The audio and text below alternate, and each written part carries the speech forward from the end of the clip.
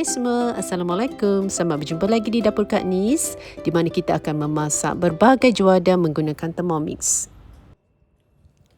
Kali ini, Kak Nis akan menggunakan fungsi menguli Thermomix untuk membuat roti Perancis Vietnam atau banh mi.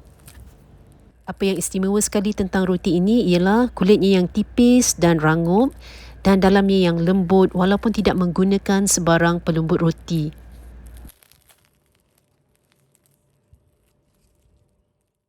Inilah dia bahan-bahan yang digunakan. Senarai penuh ada di bahagian description di bawah ini. Ada dua bahagian ya di dalam pembuatan roti ini. Yang pertama, kita akan mengambil dan mengadun sebahagian daripada tepung, air, yeast dan gula untuk dijadikan span. Dan di bahagian kedua barulah kita campurkan bahan-bahan lain bersama span ini. Pada sebelah malamnya, kita buat sponge-nya dahulu. Masukkan 300 gram tepung roti ke dalam mangkuk adun. Masukkan 7 gram yeast kering instant. 1 sudu teh gula. Tutup mangkuk adun dan sebatikan bahan-bahan kering ini selama 5 saat speed 5.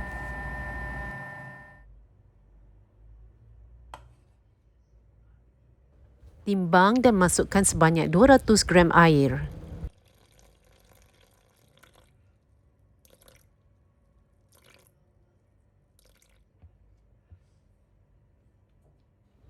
Tutup bowl dan kita uli semua bahan-bahan ini selama 3 minit menggunakan fungsi mengundi dough mode.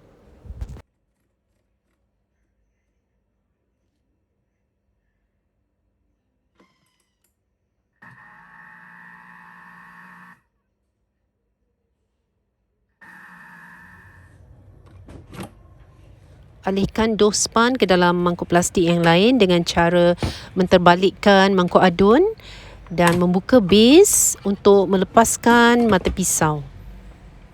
Gunakan spatula untuk mengikis dan mengaup dough yang melekat di mata pisau.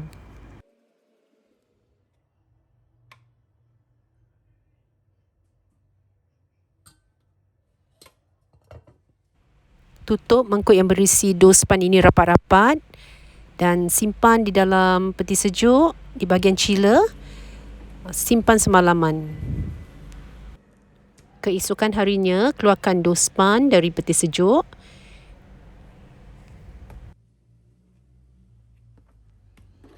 Dan inilah dough span yang telah kembang lebih dari 8 jam di dalam peti sejuk semalaman. Dan kita akan campurkan dough ini bersama tepung, air, telur, mentega tanpa garam dan juga garam. Ke dalam mangkuk adun yang bersih, timbang dan masukkan 240 gram tepung roti. Juga timbang masukkan 100 gram air.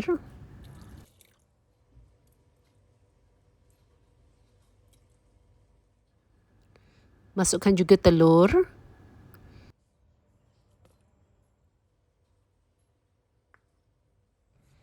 Dan masukkan dough span yang telah kembang ini.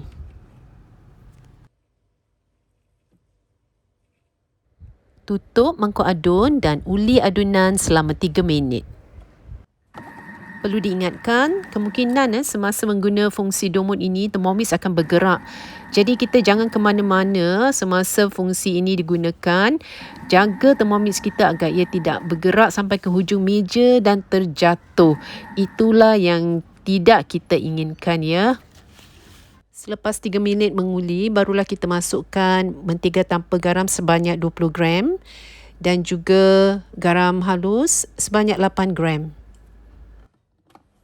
Tutup mangkuk adun dengan penutup tanpa measuring cup dan uli lagi 5 minit.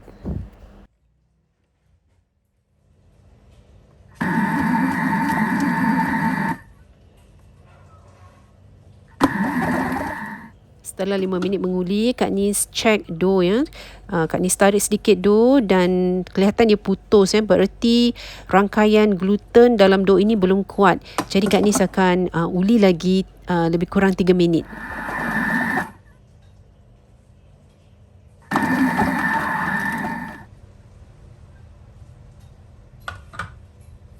Sekarang boleh dites lagi, ditarik tipis.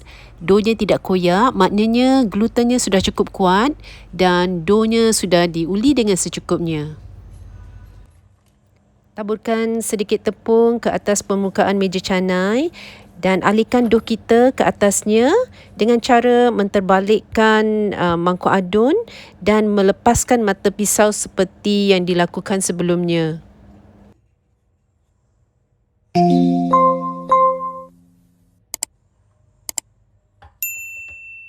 Dough ini lembut ya, tetapi tidak melekat. Okey, jadi sekarang kita akan bulat-bulatkan dough. Dia bukan tapak tangan kita dengan sedikit tepung dan kita kaup, pusing dan balik-balikkan sehingga permukaan dough menjadi licin. Kemudian kita rehatkan dough selama 1 jam sehingga ia naik 2 kali ganda dari saiz asalnya. Setelah itu, potong dough menjadi 6 bahagian.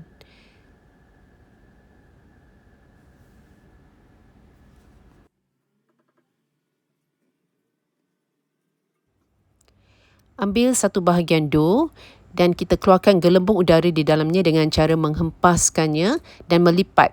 Hempas lipat untuk beberapa kali dan kemudian kita bulat-bulatkannya.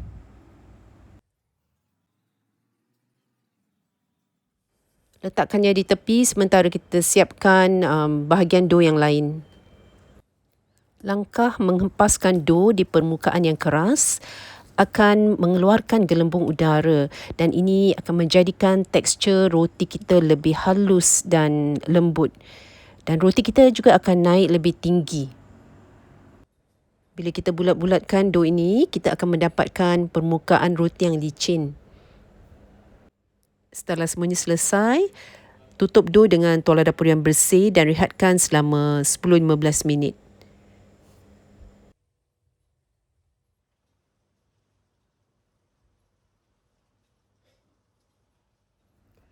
Ambil satu bahagian dough dan taburkan sedikit tepung di permukaan tikar canai. Letakkan bahagian dough yang licin di sebelah bawah. Lepirkan dough dengan tapak tangan sehingga ia membujur.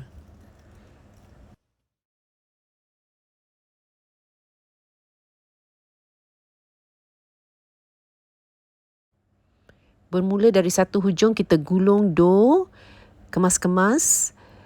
Biarkan tengahnya tebal dan tepinya meruncing.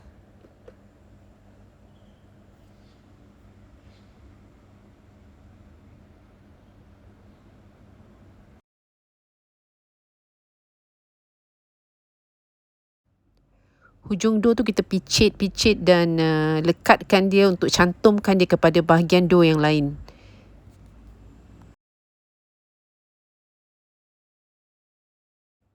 Akhir sekali bahagian yang bercantum ni kita letak di bahagian bawah dan kita seret dough perlahan-lahan dan juga gulung sedikit untuk mengemaskan lagi dough ni.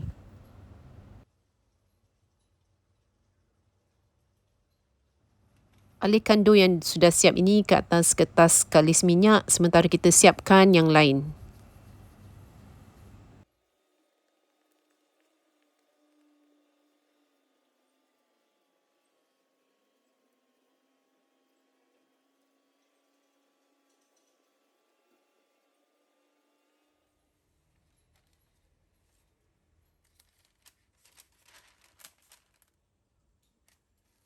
Kertas tu kita buat penghadang antara dough. Kita tinggikan dalam 1 inci atau 3 cm supaya dough yang telah dibentuk ini dapat mengekalkan bentuk roti Perancis baguette bila naik nanti. Tutup dough dengan plastik cling wrap dan diamkan untuk 45 minit hingga 1 jam sehingga ia naik dan kembang.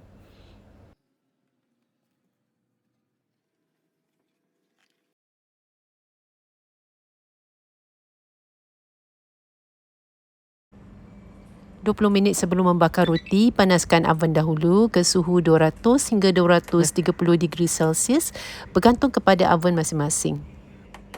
Dan juga letakkan satu dulang pembakar di rak tengah dan juga satu mangkuk besi di dasar oven.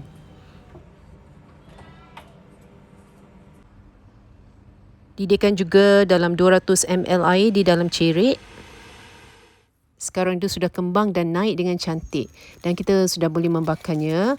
Tapi sebelum itu kita gunting dan kemaskan kertas di sekeliling dough ini.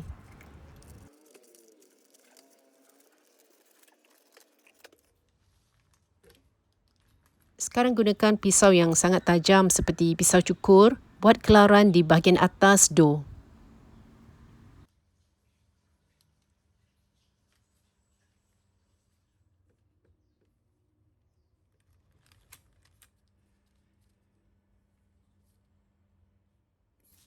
Kemudian sembur air di keseluruh bahagian dough.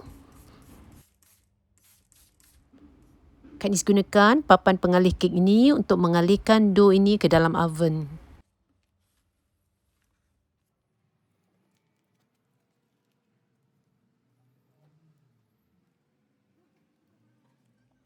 Tapi sebelum masuk ke oven, semburkan lagi dengan air biar banyak wap yang akan keluar bila dibakar nanti. Perlahan-lahan alihkan dough ke atas dulang pembakar yang telah dipanaskan ini.